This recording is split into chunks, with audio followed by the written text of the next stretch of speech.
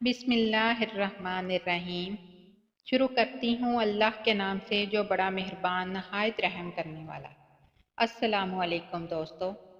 जुड़वा बच्चे किस घर में पैदा होते हैं? हज़रत अली रज़ी अल्लाह तआला अन्हु ने फरमाया, अक्सर लोग सवाल करते हैं कि दुनिया में जुड़वा बच्चे क्यों पैदा होते हैं, यानी कि कैसी औरत के घर पर जुड़वा बच्चे पैदा होते हैं, इसकी क्या वजह होती है। कुछ लोग कहते हैं कि अगर औरत ताकतवर हो, मजबूत हो तो ऐसी औरत के घर जुड़वा बच्चे पैदा होते हैं। वहीं पर कुछ लोग कहते हैं कि अगर मर्द मजबूत हो, ताकतवर हो तो उसके घर पर जुड़वा बच्चे पैदा होते हैं। आज की इस वीडियो में हम आपको हज़रत अली रज़ी अल्लाह तआला अन्हा के हवाले से इस बात के बारे में बताने वाले हैं कि जुड़वा बच्चे कब और क्यों पैदा होते हैं।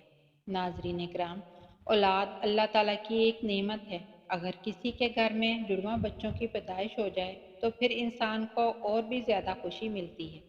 ज़्यादातर शादीशुदा औरत और मर्द जुड़वा बच्चों की पैदाइश के ख्वाहिशमंद होते हैं, मगर जुड़वा बच्चों की पैदाइश को लेकर हमारे माशरे में न जाने कितनी बातें बनी हुई हैं। कोई कहता है कि औरत अगर मजबूत हो तो जुड़वा बच्चे पैदा करती है। आइए आपको हज़रत अली रज़ी अल्लाह तआला अन्हा के हवाले से बताते हैं कि जुड़वा बच्चे किसके घर में पैदा होते हैं। नाजरीन, अरब में एक शख्स बेटियों से सख्त नफरत करता था। बेटियों की पैदाइश को वो जहमत समझता था। जब जब उसके यहाँ बेटी पैदा होती तो वो अल्लाह की इस रहमत पर अफसोस करता। एक बार अल्लाह ने उसको दो बेटियों से एक साथ नवाजा, यानी कि उसके घर पर जुड़वा बच्चियां पैदा हुई। ये देखकर वो शख्स बहुत दुखी हुआ और अफसोस करने लगा। हज़रत अली रज़ी अल्लाह तआला अन्हा को जैसे ही इस बारे में मालूम हुआ तो आप रज़ी अल्लाह तआला अन्हा ने इस शख्स को अपने पास बुलाया और फरमाने लगे, ऐ शख्स, याद रखना, अल्लाह हर किसी के घर में जुड़वा बच्चों की पैदाइश नहीं करता। अल्लाह हर किसी को बेटी अता नहीं करता, बल्कि अल्लाह जिस घर से खुश होता है उस घर में जुड़वा बच्चों की पैदाइश फरमाता है।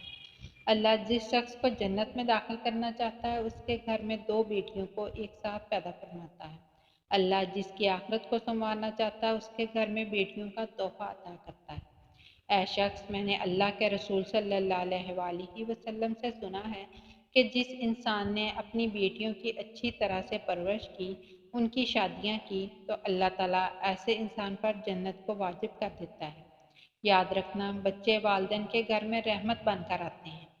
तो ये सुनकर वो शख्स अर्ज करने लगा, या अली रज़ी अल्लाह तआला अन्हा, जब औरत हामला हो जाए तो हमें ये कैसे पता चलेगा कि औरत के हमल से लड़का पैदा होगा या लड़की, या फिर जुड़वा बच्चे पैदा होंगे।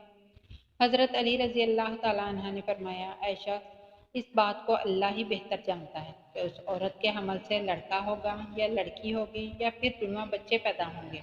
लेकिन हम आपको एक निशानी बता देते हैं जिससे आपको पता चल जाएगा कि औरत का पैदा होने वाला बच्चा बेटा है या बेटी है या फिर दोनों। ऐ शख्स, याद रखना, जब कोई मर्द अपनी औरत के करीब जाए और जब वो औरत के साथ हम बिस्तरी करने लगे तो वो देख ले कि अगर औरत मर्द की मनी औरत की मनी पर गालब आई तो समझ लेना कि औरत के हमल से लड़का पैदा होगा, और अगर औरत की मनी मर्द के मनी पर गालब आ जाए तो लड़की पैदा होगी, और औरत और मर्द दोनों की मनी आमने सामने आ जाए तो फिर जुड़वा बच्चे पैदा होंगे। ऐ शख्स, अल्लाह ने पूरी कायनात के अंदर 80,000 मखलूक़ात को पैदा फरमाया है। इसमें से 1,000 मखलूक़ात वो हैं जो इस ज़मीन पर हैं, यानी कि खुश्की में रहते हैं, और 60,000 मखलूक़ात वो हैं जो दरिया में, यानी कि समंदरों और पानी में रहते हैं। और याद रखना, अल्लाह ने हर मखलूक़ात में जोड़ा पैदा फरमाया है, यानी कि नर और मादा को पैदा फरमाया है। और ये काम अल्लाह ने इसलिए किया है ताकि हर मखलूक की नस्ल क़यामत तक बाकी रह सके, क़यामत तक चल सके। ऐ शख्स, 80,000 मखलूक़ात में से एक मखलूक अल्लाह ने ऐसी बनाई है जो इस ज़मीन पर रहती है, जो कि इंसान है, और अल्लाह ने इंसानों के अंदर भी नर और मादा को पैदा फरमाया है। नाज़रीन इकराम, अल्लाह ने खुद कुरान पाक में इरशाद फरमाया कि ना मैं किसी का बाप हूँ, ना ही मेरी कोई औलाद है। मैं औलाद से भी पाक हूँ और माँ बाप से भी पाक हूँ। मेरा कोई नहीं, मैं सिर्फ तन्हा और अकेला हूँ।